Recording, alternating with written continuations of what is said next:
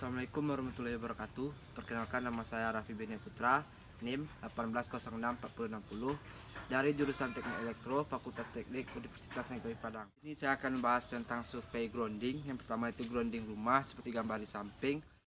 Grounding rumah adalah pertanahan bagian dari peralatan listrik rumah. Namun kebanyakan dari masyarakat Indonesia sudah terbiasa menyebut pertanahan atau grounding ini dengan kata-kata RD. Grounding atau RD pada instalasi listrik berguna sebagai pencegah terjadinya kontak antara makhluk hidup dengan tegangan listrik yang terkops akibat kegagalan isolasi. Grounding dalam rumah Anda terpasang dengan dua macam, yaitu untuk instalasi listrik rumah dan instalasi listrik perangkat petir. Dua sistem grounding ini yaitu grounding tegangan rendah seperti gambar di samping.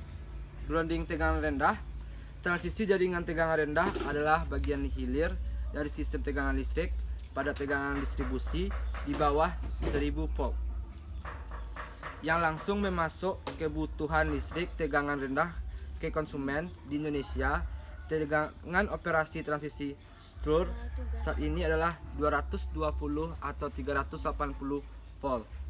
Pengertian dari sistem pertanahan atau bisa disebut sebagai grounding adalah sistem pengamanan terhadap perangkat-perangkat yang menggunakan listrik sebagai sumber tegangan dan lonjakan listrik, petir, dan lain-lain.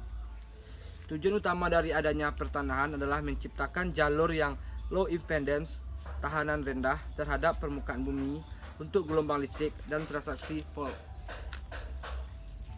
Lanjut, seperti gambar di samping ini ada tiang tegangan menengah.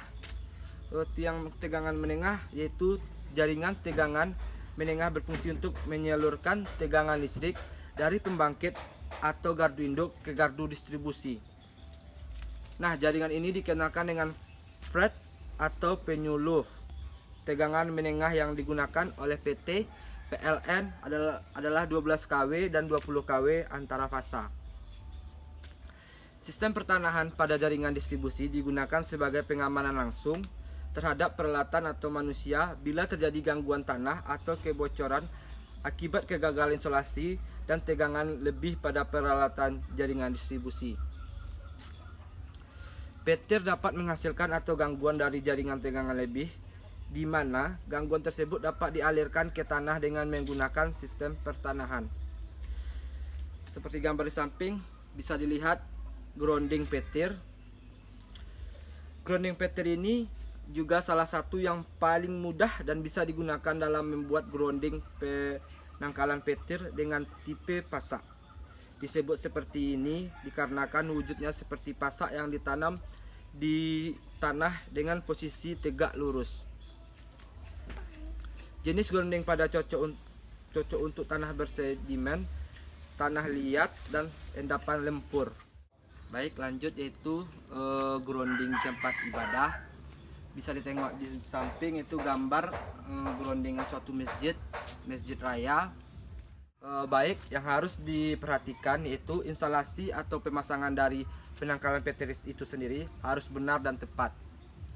Sementara untuk membangun masjid sebaiknya menggunakan penangkalan petir karena penangkalan petir elektromagnetis tersebut memiliki radiasi proteksi yang lebih luas sehingga dapat melindungi benda-benda yang terdapat di sekitar masjid dari bahayanya sembaran petir. Sedangkan jika menggunakan penangkalan petir standar, maka jarak proteksinya tidak bisa luas sehingga benda-benda yang terdapat di sekitar masjid tidak bisa terlindungi secara keseluruhan dan harga dari penangkalan petir pun sangatlah rendah. Baiklah, sekian dari hasil survei grounding saya. Assalamualaikum warahmatullahi wabarakatuh.